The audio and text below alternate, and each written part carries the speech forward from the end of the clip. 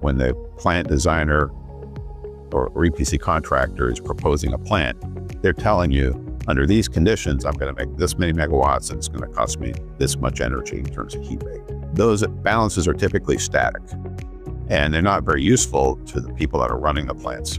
So what we do is we digitize those heat balances, not from a bitmap perspective, but from a thermodynamics and heat transfer perspective. So we model the way the gas turbine performs, we model the way the HRSG performs, and then how they perform together. So it's a what-if tool.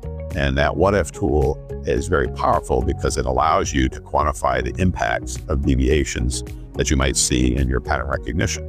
So for example, in pattern recognition, you might see a high condenser pressure. But if you want to know the impact on capacity and heat rate, what is it worth? That's where VirtualPlant comes in. And very quickly, you can change that number, do a quick what-if, and it'll tell you, this is what capacity we're missing. This is the additional fuel we're consuming. My old boss used to tell me, when pattern recognition came about, it became very popularized, and suddenly it was the only technology that anybody could talk about. And he used to tell me, when you're a hammer, everything looks like a nail.